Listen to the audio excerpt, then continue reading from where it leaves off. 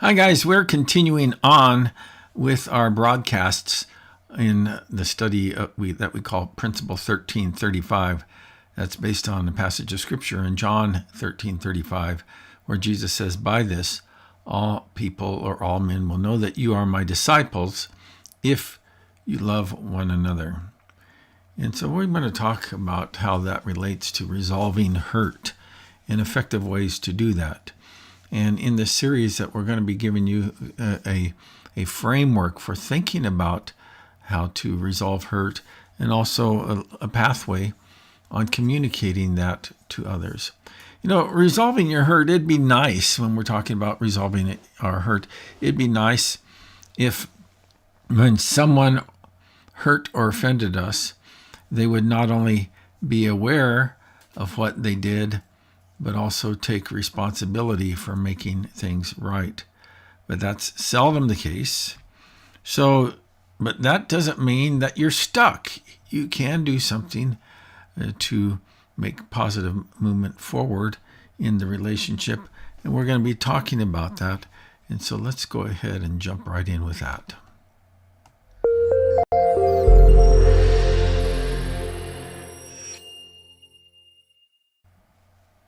Hello, Karen. How's it going? Oh, pretty good. How about you? Good. What do you think about this topic of learning how to respond to people when they've hurt us, and we're hoping that they will take the initiative, but they don't? Why is this such an important topic for us to learn how to initiate those conversations in a way that we can give those conversations the best chance of succeeding? Yeah. Well, I think sometimes, why is it important? It's important because I think a lot of times people don't even realize that they've hurt you. Mm-hmm. And you're the one who has the feelings. And so it's important for us to learn how to be able to initiate that conversation in a way that doesn't create more like either backlash or additional hurts from that person as Yeah, well. yeah. It's been my experience that oftentimes it does exactly what you said. It creates more backlash, you know. And, but there's actually a way that we can learn how to manage that, and we'll be talking about that later on in our broadcasts. But for now, I want to for us to watch a video that will give us a little bit of insight into all of this. And so let me go ahead and cue that video up, and then we will have a chance to watch it and comment on it afterwards.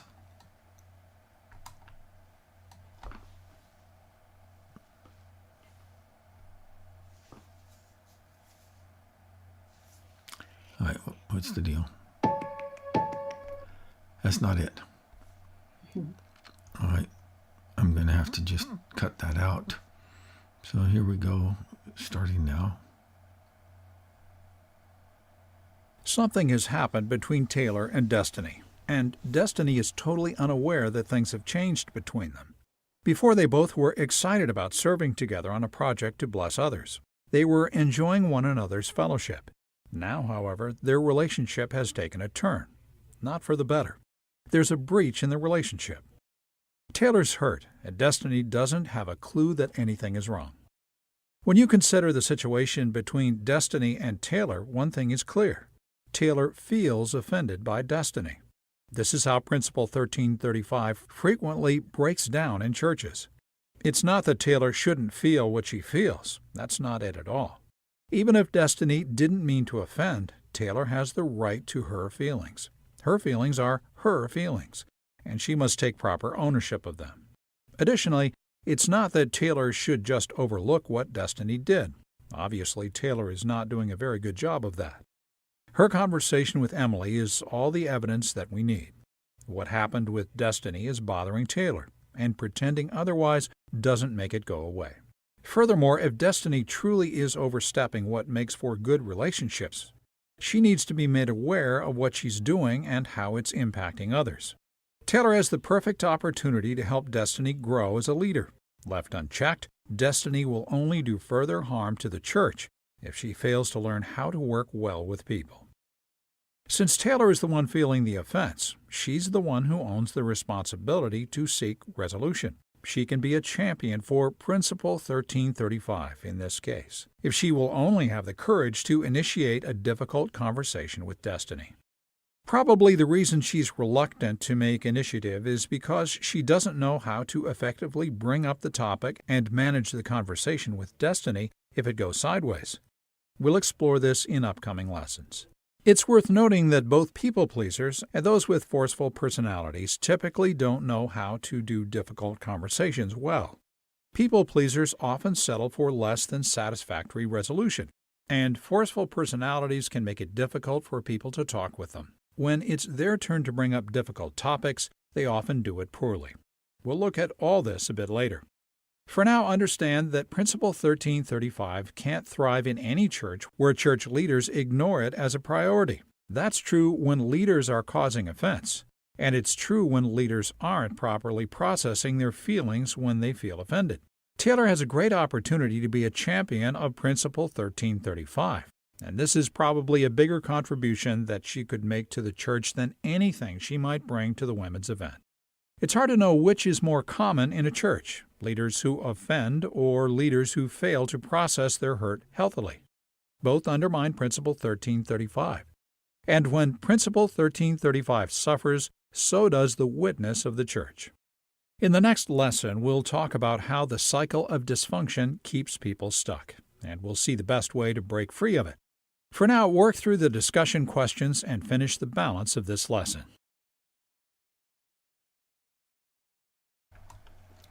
Okay, so, obviously this is, these videos are developed within the context of church conflict.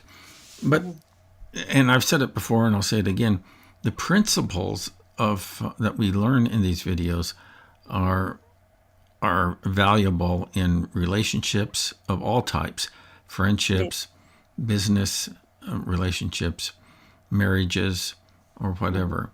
And so that's what we want to do. We want to be able to kind of glean from this content some things that can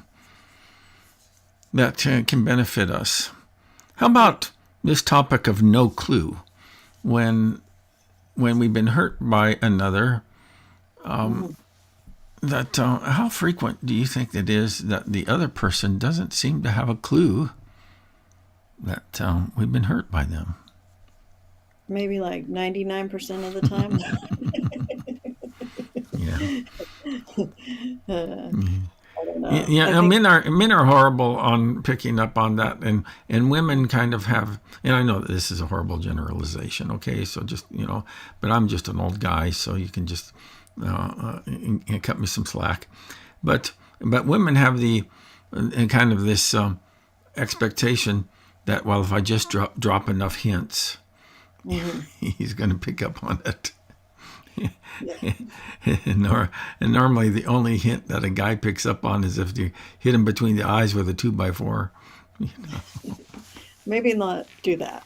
Yeah, that's figuratively speaking, So, Right. So, but go ahead. You were going to say something.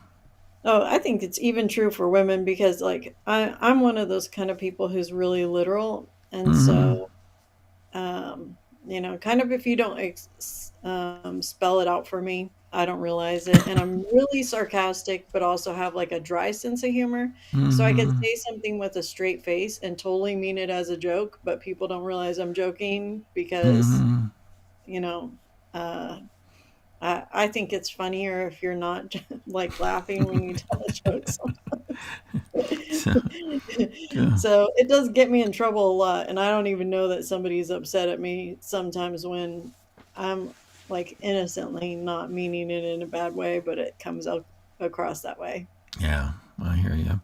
So, but I like what the video said that Taylor has the right to her feelings. And we all do, whether or not the person intended to hurt us. If we're hurt, we have the right to those feelings. I remember one relationship I was in that was just like, I mean, it was just almost inevitable that I would say or do something that this person would be offended and hurt by. And I had no clue and Yeah. actually no intention. And I wasn't even joking around or anything. It's just like, it's almost as if my mere existence was enough to cause the offense. But, so Taylor has the right to her feelings. But I liked what the video said, that she also has the responsibility for initiating the conversation to work through that reconciliation process. What do you think about that? Yeah, I think even when you say you have the right to your feelings, yes, you have the right to your feelings. You also have the responsibility, even before, going for the resolution of it. Is it something you should even be upset about? Yeah. Like, um, if you find that I've learned this with my kids because I'll say you're annoying me or something like that. Well, if what they're doing is I'm becoming annoyed because of what they're doing, but it doesn't necessarily mean that they're annoying me. I'm just being annoyed. Like that thing isn't like in Yeah. and of itself isn't that bad of a thing. I'm just very easily annoyed. Yeah. And Yeah. so So am uh, I. to put that on somebody, but to put that on somebody else, Yeah. like that's not their problem to like always make you not annoyed. Yes, exactly. It's Yeah, I my know. problem that I'm annoyed so easily. Yeah. You know. I know So that early on in my relationship with Janice is that she would say something like, "You're making me mad." And I said, "I don't have the power to make you do anything," you know. And I tried, and then I tried to at least kind of like maybe help her to see that she's responsible for her feelings. And if you are upset or angry about something, then you also have the responsibility for communicating mhm. that anger or upset in a way that is going to give you the best chance possible of working through those hurts and those feelings. Yeah. You know. Well, you're making me mad is a statement like the you're annoying me kind of a thing is like the the thing is if the other person did something that is annoying or upsetting to you.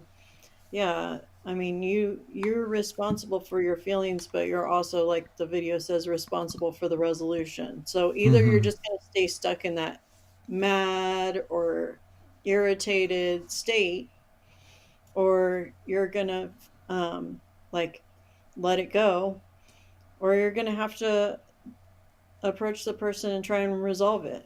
Yeah.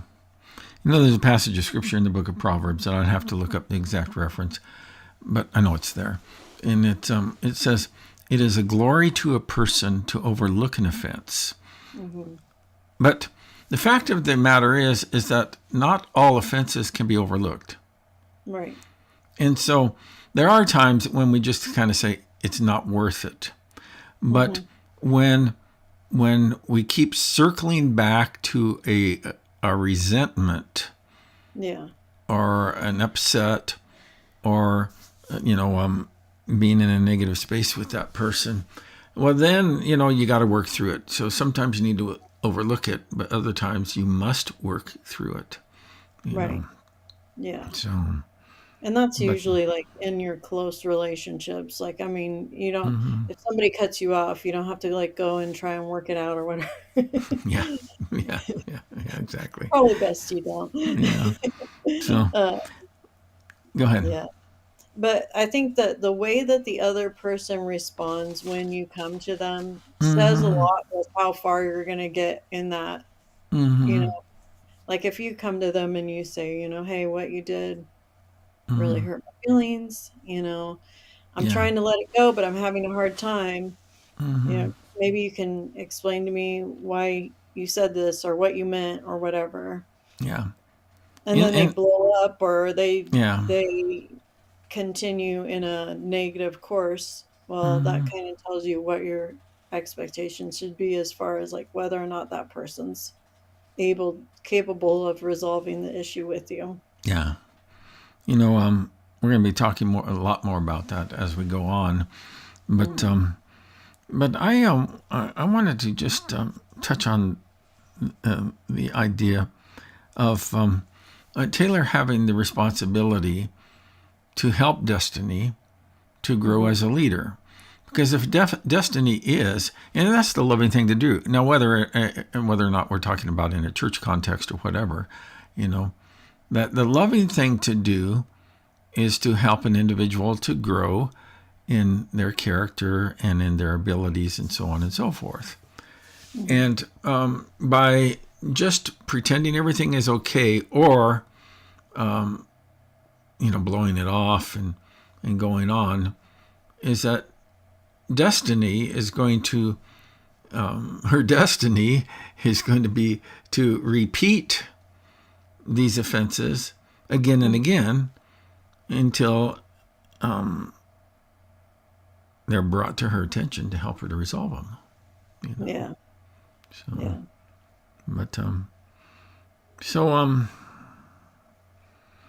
we talked about other important concepts in this video, but maybe we can save those for a future broadcast. How about for you? Anything else that you'd like to touch on before we wrap this one up? I think like when, this one's obviously talking about the church, but for the the goal of having, when it talks about that, when we can't get along, then the witness of the church suffers, and to think past, like, bigger than what the issue is that the goal is that the church isn't suffering because of how we relate with other people, and the witness of the church isn't suffering. Yeah. And I think like you can take that into the context of a marriage or a work relationship too, is like in a marriage, bigger than, this issue is the preservation of the marriage, having our family unit not broken apart, that sort of thing, Yeah, absolutely. Yeah. So, and we're going to talk a lot more about all these things, but I'm going to go ahead and wrap up this video for now, and then I hope that folks will join us for our next one along these lines to this whole study of Principle 1335, effective conflict management for Christian and churches. So, well, thank you, folks, for watching. One of the topics that we mentioned in this particular video is the cycle of dysfunction. Now, that concept is like a key concept to understand. And so in our next video and some of the ones following that, we'll be exploring that topic a little bit further. Right now, what you need to know is that you can join us in our private Facebook group and make sure that you get all of the content that we post on these topics. And we're also giving the members of that private Facebook group free access to the entire 10 lessons of Principle 1335. And so we're making that available to you there in that group. So, okay. Well, I'm Kerry Decker, and both a pastor and life coach, and I hope that you will catch our next broadcast on this important topic of effectively managing conflict in your relationships. That's it for now.